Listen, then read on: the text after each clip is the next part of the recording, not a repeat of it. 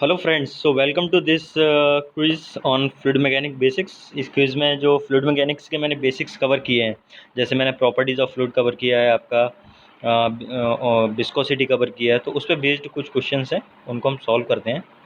और यूनिट्स पे मैं आपको एक रिकमेंडेशन और करूँगा कि यूनिट्स पे बेस्ड क्वेश्चन ज़रूर आते हैं, जैसे आपका मास की यूनिट, वेट की यूनिट, एनर्जी की यूनिट, फ्रिक्वेंसी की यूनिट, है ना, इलेक्ट्रिक फील्ड की यूनिट। तो ये यूनिट्स आपको सारी जो फिजिकल क्वांटिटीज़ होती हैं उनकी पता होना चाहिए। ठीक है, अब हम फ्लूइड मैकेनिक के क्वेश्चन स्टार्ट करते हैं। तो आइए देखते हैं। इसमें सबसे पहला क्वेश्चन है ये, इसको मैं इलाज कर दे रहा हूँ। तो इसमें लिखा है fluid is a substance that which is fluid is a substance. तो इसमें लिखा हुआ है fluid is a substance that cannot subject to shear force. तो देखो, इसमें लिखा है कि फ्लूइड पर हम शियर फोर्स नहीं लगा सकते। फ्लूइड पर हम शियर फोर्स लगा सकते हैं, लेकिन फ्लूइड शियर फोर्स को बियर नहीं कर सकता। जैसे हम शियर फोर्स लगाएंगे वो डिफॉर्म होना स्टार्ट हो जाएगा और मूव करना स्टार्ट कर जाएगा। तो ये पहला ऑप्शन गलत है। Always expand until it fills any container, मतलब ये हमेशा एक्सपेंड होता है जब तक कंटेनर पूरा ना भर जाए। ऐसा नहीं है, यदि गैस होगा तो वो गैस एक्सपेंड होगी और जितना स्पेस होगा उसको ऑक्यूपाई कर लेगी, लेकिन यदि लिक्विड है तो ये नहीं होता है। तो ये ऑप्शन भी गलत है the same shear stage at a point regardless of its motion, मतलब शियर स्टेज सेम रहती है।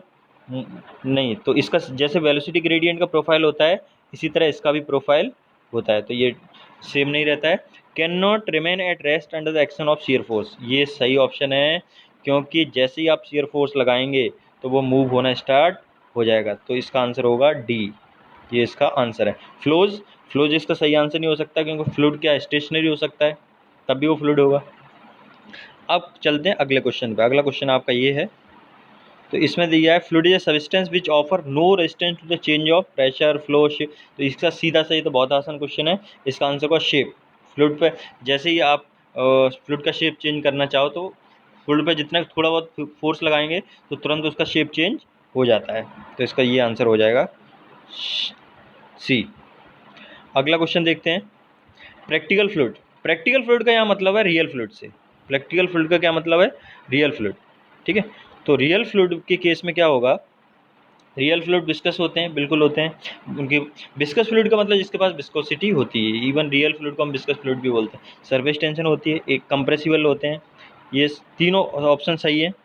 All पजेज all the above property, तो इसका आंसर हो जाएगा डी, क्योंकि रियल फ्लूइड में विस्कस भी होते हैं, सरफेस टेंशन भी होती है और कंप्रेसिबल भी होते हैं। आगे देखते हैं अगला क्वेश्चन। सॉरी, अगला क्वेश्चन है, जब fluid said to be ideal. Fluid ideal कब कहलाता है?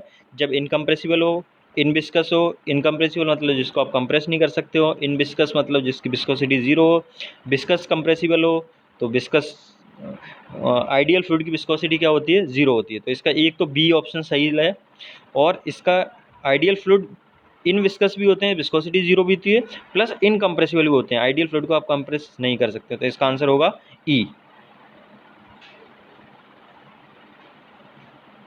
ठीक है, ई इसका आंसर होगा। अगला क्वेश्चन देखते हैं।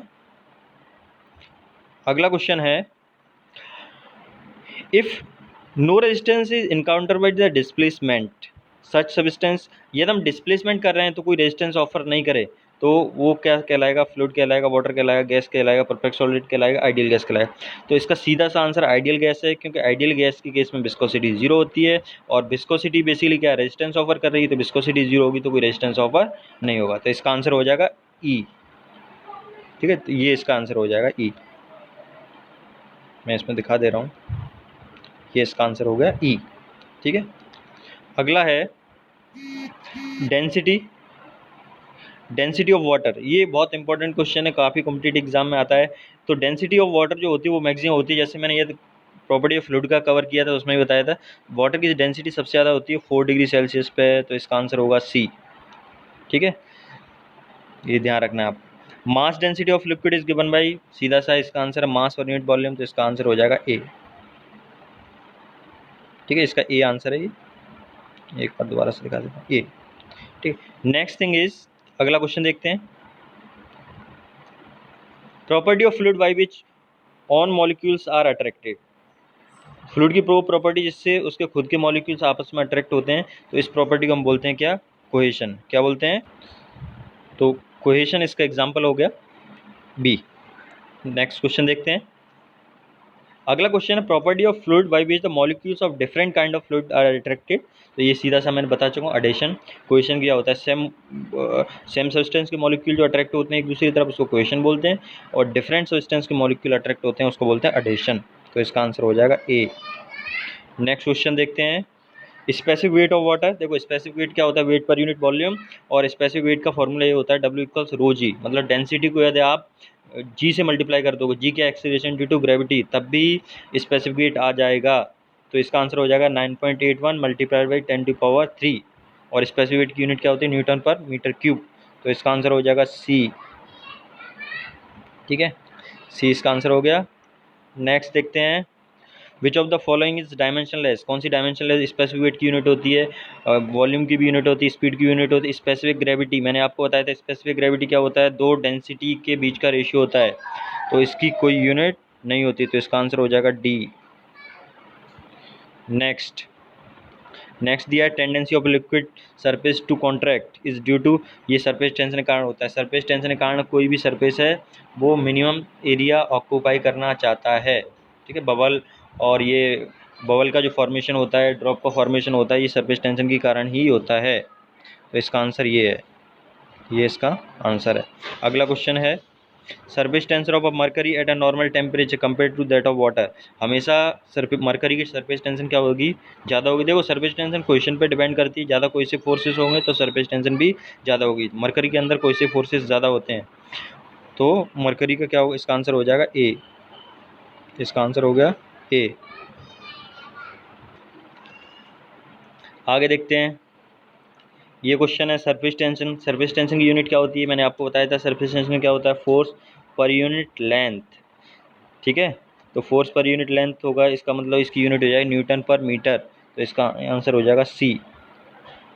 ठीक है, क्या आंसर होगा, ये आप मार्क का थोड़ा देख लेना, इसमें मार्क इस तरह से सी इसका आंसर होगा न्यूटन पर मीटर।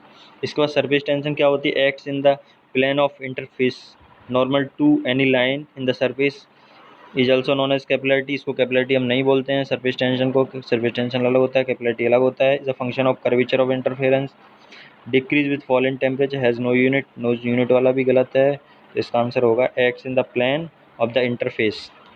ठीक है, दो सरफेस जहाँ मिलती हैं वहाँ पे ही सरफेस टेंशन क्या होता है, एक्ट करता है। तो इसका ये आंसर हो जाएगा।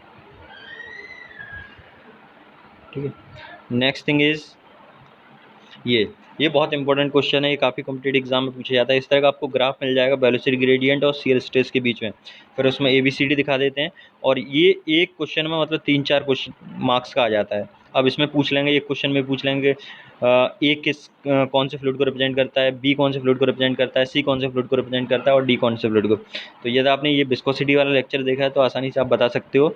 जो ए है, ए रिप्रेजेंट करता है आपका आइडियल फ्लूइड को, और बी रिप्रेजेंट करता है न्यूटोनियन फ्लूइड को। ठीक है, तो ये हम देख चुके हैं आइडियल फ्लूइड होगा ये यहाँ पर है। ये लाइन बेसिकली क्या रिप्रेजेंट कर रही है, शियर स्ट्रेस जीरो होगी। शियर स्ट्रेस कब जीरो होता है, जब विस्कोसिटी आपकी जीरो होता है। विस्कोसिटी जीरो होगी तो कौन सा फ्लूइड होगा आपका, आइडियल फ्लूइड होगा। तो ये कौन सा हो जाएगा, आइडियल फ्लूइड। यदि हम बी की बात करें तो बी क्या है, ये दोनों के बीच में ये इसमें शियर स्ट्रेस और वेलोसिटी ग्रेडियंट पैरेलल है, मतलब डायरेक्ट प्रोपोर्शनल है, इसलिए ये स्ट्रेट लाइन आ रही है।